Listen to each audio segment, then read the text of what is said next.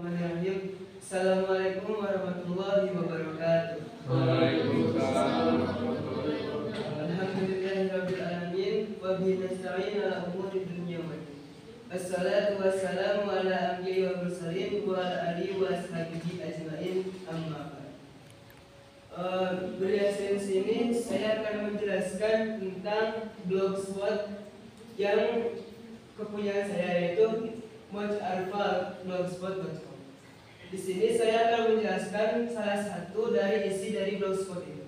Yang pertama di sini menjelaskan tentang globalisasi. Apa sih yang dimaksud dengan globalisasi itu? Jadi globalisasi adalah salah satu proses yang mana suatu benda atau perilaku dijadikan sebagai ciri dan satu individu di dunia tanpa dibatasi oleh wilayah, contohnya seperti membeli barang dengan kartu kredit ataupun rekening bank.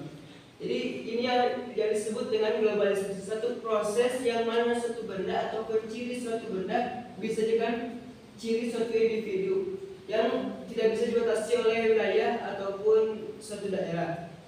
Contoh tadi kita membeli barang dengan kartu kredit ataupun rekening bank.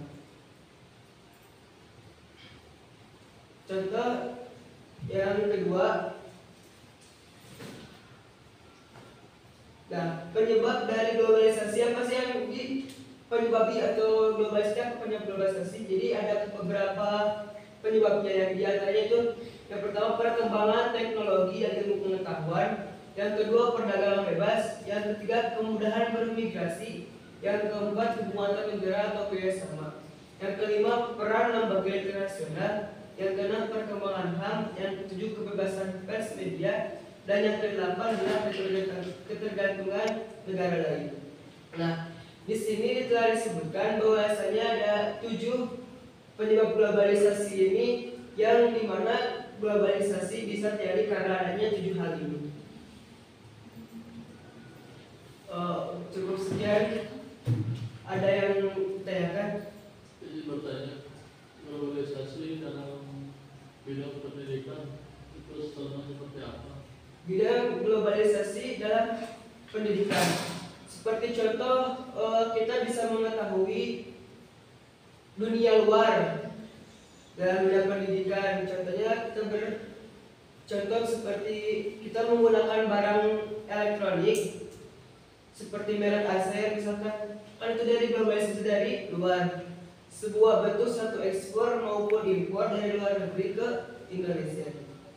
Jadi kita menggunakan barang yang di situ kita bisa memanfaatkannya untuk dipelajari, seperti itu. Ada lagi?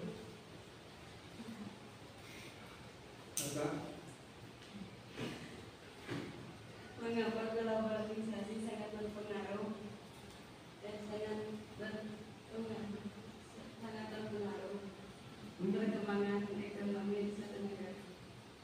Kenapa globalisasi sangat berpengaruh di satu negara? Perkembangan suatu negara. Jadi sebuah globalisasi bisa berpengaruh dan kenapa berpengaruh? Mengapa globalisasi sangat berpengaruh dalam perkembangan suatu negara? Nah, jadi globalisasi ini emang berpengaruh di dalam suatu perkembangan negara. Karena kenapa? Karena adanya globalisasi, suatu negara ataupun wilayah yang bisa maju. Seperti contoh, kita membeli misalkan dengan kartu kredit ataupun dengan rekening bank.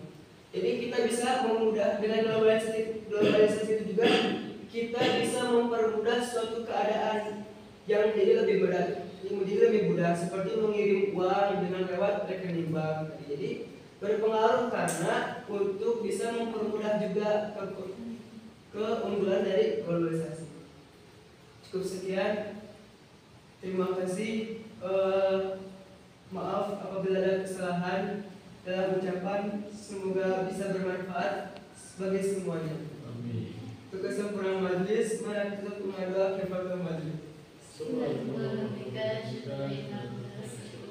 Assalamualaikum warahmatullahi wabarakatuh.